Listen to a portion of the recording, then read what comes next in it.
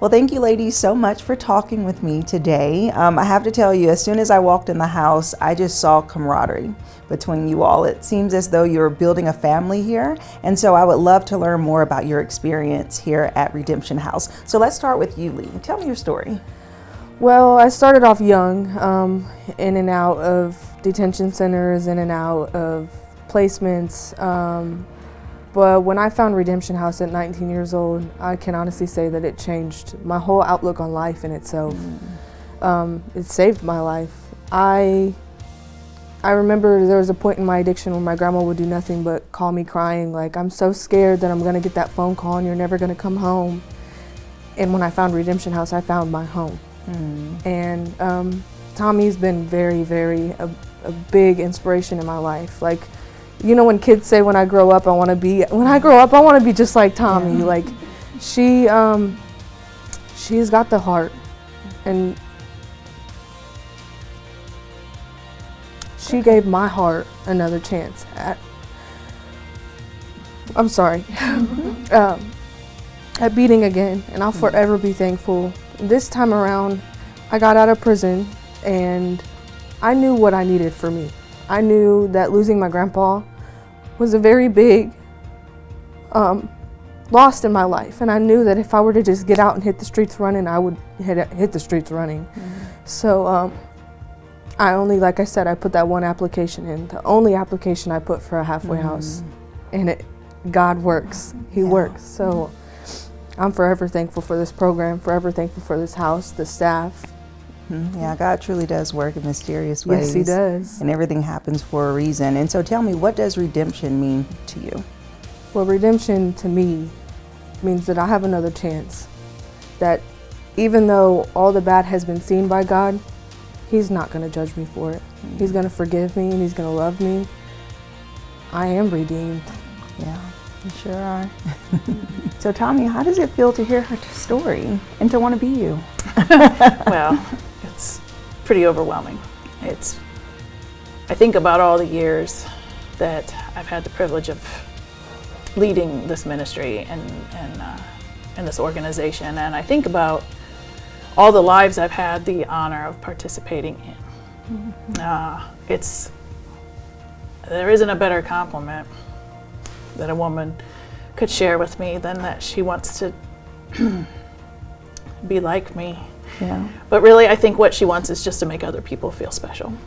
I think she wants people to feel loved and safe. And if I can continue to provide that for women, I will, with every ounce of strength I have. So. Yeah, I can see your passion for sure. Yeah. Oh my goodness. All right, Marie, I would love to know your story. What brought you here? I was in addiction, and I got some serious charges, and I spent 6 months in jail. And just sitting in jail and facing all this time in prison, you know, I just wanted a new life and to start fresh and a new beginning, you know. And I lost contact with all my family. I've been working on building my relationships with my family. Since I've been here, I've gained my self-love, my self-respect. I'm getting a job. Well, I got a job now. And just, yeah. Yeah, and so while being here, how do you feel that this place is different than trying to be out doing it on your own? I would have to say the staff holding us responsible. Even if the smallest things that we do, we don't see it, it leads in the biggest thing. So them holding us accountable for everything that we do, and they're here for us emotionally, like support. We can go to them and talk to them about anything, and Tommy too. So we just really appreciate it. Yeah, thank you for sharing. Yeah. Okay, so Tommy, tell me, what is it like a day in the life here at Redemption House? There's a lot of different journeys and different stories that bring women here. But once they get here, we really do get to create some kind of structure and balance and accountability. During their first 30 days, it's what's called a probationary period. They often complain about it being the hardest 30 days of their time here. But what it is an opportunity to learn how to just take a deep breath, how to downshift a little bit. When you're used to operating in chaos and trauma and addiction and homelessness and struggles and strife, it's really hard to learn how to operate in peace. Right. So that first 30 days, as much as they fuss and complain, it really is vital because it gives them a chance to get familiar with the house, get familiar with their roommates, get familiar with all of our staff and the expectations of the program. So once they get through the program, through that first 30 days, they are expected to get a job. They are expected to handle all of their court requirements. They have to learn to balance their visits and passes with their friends and family. And then we also do programming in-house each evening. So in addition to working, they'll come home and have dinner together every night at 5 p.m. Then they'll do some kind of a life skill class, and we do different things like parenting classes and financial management classes and mind cap and recovery work, and we really do run the gamut of different skills we try to teach and expose the women to. And then they'll do their chores, they'll go to bed, we have lights out, and they're expected to get up and be productive every day. It's incredible. So Amber, tell me about your journey here and what you really feel the impact of the Redemption House is. For me, active addiction. I had some issues in life that made me go down the wrong road and trauma and things like that, and I didn't know how to handle it. So the best thing that I knew was to numb the pain. So I ran to drugs and alcohol, and then I found this place.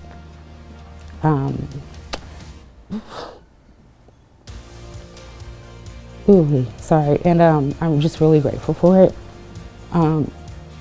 It has saved my life. I'm just really happy to be here this time. I'm gonna make the best out of it. I know I have family forever now, and I'm just grateful for the opportunity. Let's talk about the family side of it, because like I said, it's like a sisterhood that I see here, because there's such a connection of what you all experience, and you kind of have a safe place to be yourself fully. Yeah. So tell me about that experience with getting to know the different women and really settling down here. When I first came here, I was a bit nervous because I didn't know any of the women, but they welcomed me, was really nice and kind to me. But you ought to remember, it's also a house full of girls, so there's going to be a little nitpicking or whatever. Hormones. Yeah. Not all in sync. Yeah, hormones. But besides that, we bonded, and we're like sisters, and it's going to be a lifetime relationship, and we're sober. So that's what makes a big difference. We're not in active addiction, so it's not like we're using each other for anything. This is a real, genuine relationship. Thank you for sharing, Amber. Thank you. Okay, so Sarah, I would love to learn about your experience here, and I hear that your family's involved. Yes. So I was in addiction for a long time, or not a long time, it was like 2 years. But my family has been praying for me since the day that I found my drug of choice, to deliver me from it, or to keep me away from the streets and just the bad things that I put myself through, because a lot of it I put myself through. I didn't necessarily have to be on the streets. My family, I could have went back home, but I was addicted and I didn't know how to get out of the situations that I was in. So now, my mom wanted me to come here, definitely. So when I was in jail, she was trying to pull some strings, and I was trying to fight it. Like, I see how they want good things for me, and they just see a person inside of me that I don't always see for myself. So yeah, my mom comes and she cooks dinner sometimes, and the girls obviously love that. So good. Yeah. And you say that you realize things about yourself that maybe other people saw that you didn't, and maybe your value and the importance of you staying sober to be here for the people who love you. And so I want to know, what else did you learn in this process? I've learned how to be accountable for my actions and for everything that I've done. I've learned to give myself grace when I need time to rest.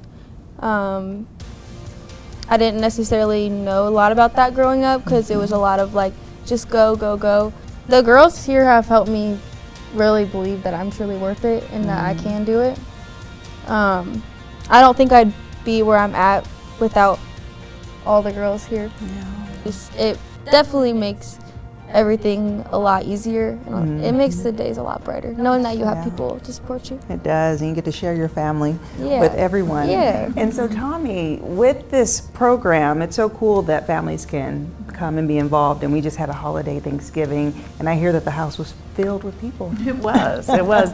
We did, each house, this house and the Fairfield house, got to make their own Thanksgiving dinner.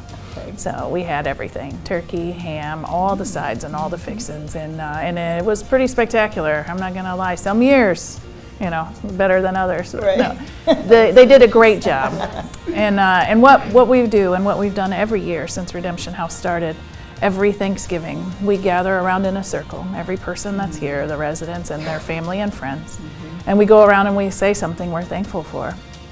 And no matter how many times I get to be a part of that, it never gets old to see how grateful, you know, people are to have their family, to realize that we are family, to focus on the things we're grateful for, to watch moms and daughters be reunited, grandparents reunited, moms with their children, ladies with their husbands. I mean, we get to see it all.